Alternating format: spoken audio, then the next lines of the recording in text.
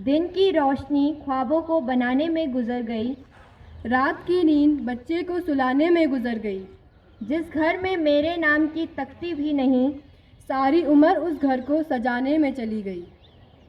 अब आपके समक्ष कक्षा 11वीं की श्रेया शर्मा अंतर्राष्ट्रीय महिला दिवस पर अपने विचार प्रस्तुत करने आ रही है। से वंदन करती हूँ, चरणों की धूलि को चंदन करती हूँ, परमात्मा की करके स्तुति, हृदय से सबको अभिनंदन करती हूँ। सुप्रभात मेरे प्रधानाचार्य महोदय, सभी उपस्थित गुरुजन व मेरे सभी सहपाठियों को मेरा प्रणाम। आज अंतर्राष्ट्रीय महिला दिवस है। ये देश व दुनिया में महिलाओं के अधिकारों की समानता को लेकर राजनीतिक और सामाजिक स्तर पर मनाया जाता है।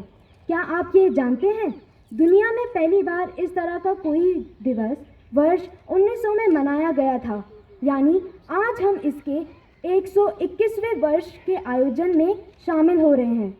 शहरों में महिलाओं के सामाजिक योगदान को रेखांकित करने वाली रैलियां, पैदल मार्च, पेंटिंग, रंगोली, आर्ट गैलरी आदि आयोजित किए जाते हैं। महिला दिवस के आयोजन का मुख्य मकसद महिलाओं की सुरक्षा एवं उनकी शिक्षा, स्वास्थ्य, करियर और अधिकारों के लिए अवसरों की तलाश है।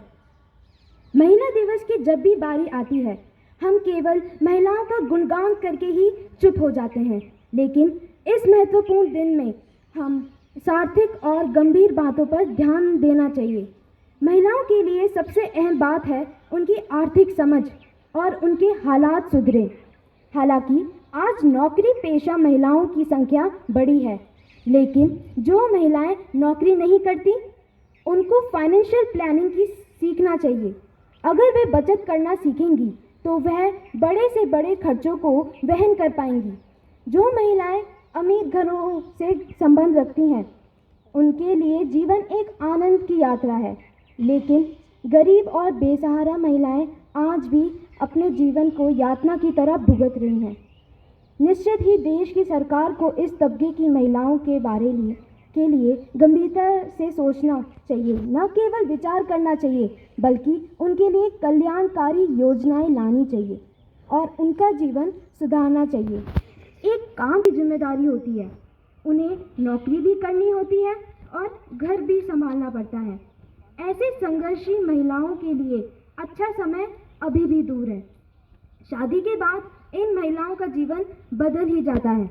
घर की जिम्मेदारियों के बोझ तले वे दब ही जाती हैं। संतान की जन्म के बाद उनके दायित्व बढ़ते जाते हैं। ऐसे में आखिर वे समझौता करने लगती हैं और खुद को प्राथमिकता पर रखना भूल जाती है। ये हमारे समाज और सरकारों का सामूहिक दायित्व है कि हम समाज की पिछड़ी, बेसहारा, गरीब और अनाथ महिलाओं को आगे बढ़ाएं और उनका जीवन नर्क होने से बचाएं। अपने शब्दों को यहीं विराम देते हुए मैं कुछ 4 पंक्तियां आपके सामने स्पष्ट करना चाहती हूँ। मीरा की वाणी कल्पना की उड़ान है, मीरा की वीणा कल्पना की उड़ान है। झांसी की रानी मदर टेरेसा सी दिक्पाल है। नारी की कोख से ही जन्मते हैं महान पुरुष, इसलिए नारी तो पुरुष से महान है। धन्यवाद।